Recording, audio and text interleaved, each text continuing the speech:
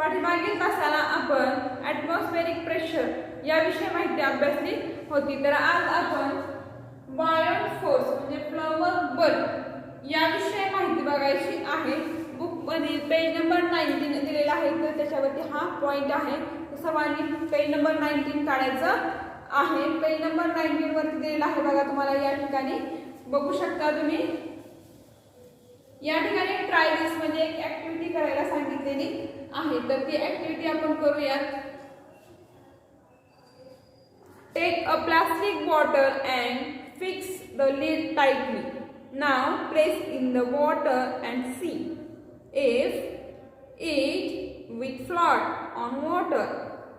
Try to push it into water.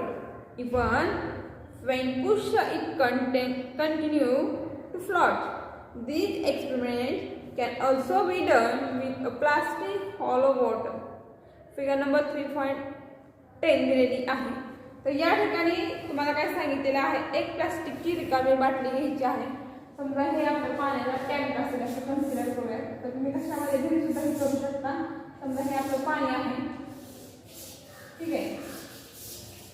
तर पाणी घेतलेलं आहे. या पाण्यामध्ये काय करायचं, प्लास्टिकची रिकामी बॉटल जी आहे, तर रिकामी बॉटल घेऊन तिचे झाकण जे आहे तर ते घट्ट बसवायचं आहे. आणि झाकण जे आहे तर ते लीड म्हणूयात, तर ते घट्ट बसवल्यानंतर ती बॉटल जी आहे तर ती बॉटल काय करायचं, पाण्यामध्ये टाकायची आहे आणि पाण्यामध्ये बुडवण्याचा प्रयत्न करायचा. तर पाण्यामध्ये बुडवण्याचा प्रयत्न केला तर ती बॉटल बुडत नाही. आकृतीमध्ये बघू शकता, तर ती तुम्हाला तरंगताना दिसेल. म्हणजे रिकामी बॉटल आहे, आपण तिचं तोंड बंद केले, टोपणाने घट्ट पॅक केलेली आहे आणि पाण्यामध्ये सोडलेली आहे, तर ती पाण्यामध्ये तुम्हाला तरंगताना दिसेल.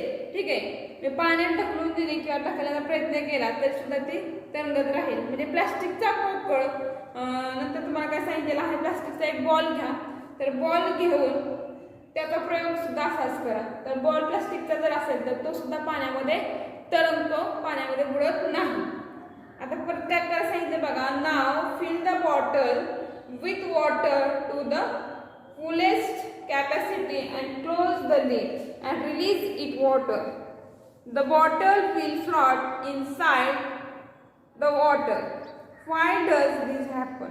तर या ठिकाणी तुम्हाला काय सांगितलेलं आहे बघा, तर की प्लास्टिकची पाण्याने भरलेली बॉटल जी आहे ती काटोकाट भरायची किंवा फुल भरूयात आणि झाकण पॅक करून किंवा टोपण लावून ती आता पाण्यामध्ये सोडायला सांगितलेली आहे. तर पाण्यामध्ये सोडल्यानंतर बाटली पाण्याच्या आत तरंगताना दिसेल का? तर या ठिकाणी काय सांगितलेलं आहे बघा, तरंगताना दिसते का बघा.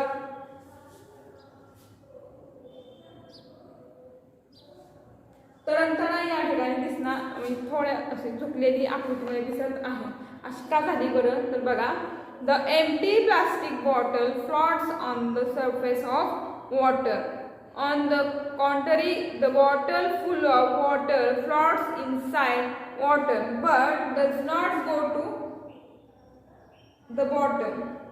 The weight of the empty bottle is negligible as compared with the weight of the water inside.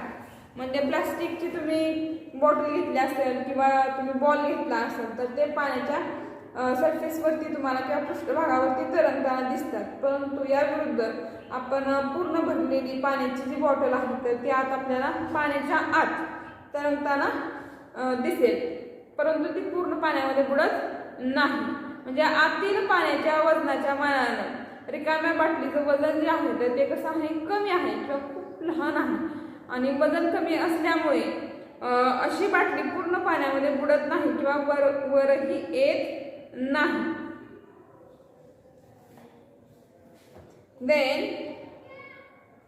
such a bottle with water neither float on the surface nor does it go to the bottom. This means force due to gravity acting downwards must have been balanced by an opposing force in the upward direction on the bottle filled with water. This force must have originated from the water surrounding the bottle. The upward force acting on the object in water or other fluids gas is called buoyant force. तर या ठिकाणी तुम्हाला काय सांगितलेलं आहे तर बघा, पाण्याने पूर्ण भरलेली बॉटल पाण्यामध्ये पाण्याच्या आत तरंगताना तुम्हाला दिसत आहे, म्हणजे ती पूर्ण पाण्यामध्ये बुडत नाही. त्याचबरोबर अर्ध पाणी भरलेल्या बाटलीवर खालच्या दिशेनं काय होतं, ते प्रयुक्त बल म्हणूयात आपण किंवा गुरुत्वीय बल जे आहे, म्हणजे ग्रॅव्हिटेशनल फोर्स जो आहे तर त्या म्हणजे त्या बॉटल जे आहे तर त्याच्या विरुद्ध दिशेने प्रयुक्त होतो व फोर्स काय होतं, बॅलन्स्ड होतो. म्हणजे जी बॉटल आपण पाण्यामध्ये धरलेली होती तर याच्या ठिकाणी दोन्ही ठिकाणी म्हणजे ही बॉटल जी दिसते तुम्हाला या ठिकाणी खालच्या बाजूने ग्रॅव्हिटेशनल फोर्स ठीक आहे होतो आणि त्याच्या वरच्या अपोजिटला सुद्धा फोर्स अप्लाय होतो. त्याच्यामुळे ती काय होते, मध्ये तरंगताना तुम्हाला दिसून येते. म्हणजे प्रयुक्त बायोन फोर्स वरच्या बाजूला आणि ग्रॅव्हिटी फोर्स जो आहे तर तो खालच्या बाजूला त्या बॉटलवरती दिसत आहे. परंतु जी फोर्स आलेली जी बॉटल आहे तर त्याच्या सभोवताली पाण्यामधून म्हणजे उद्भवलेलं असणार.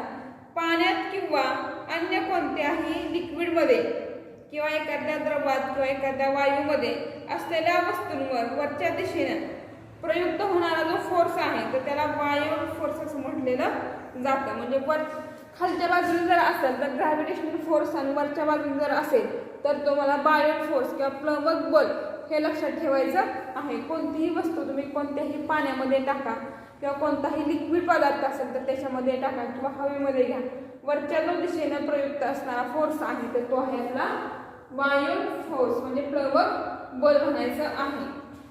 आणि खालच्या दिशेने ग्रॅव्हिटेशनल फोर्स आहे, सगळ्यांना माहितच आहे.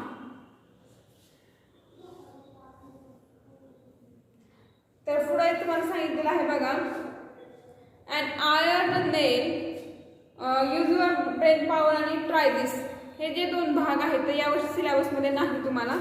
Iron nail sinks in water but why does the massive steel ship float on it?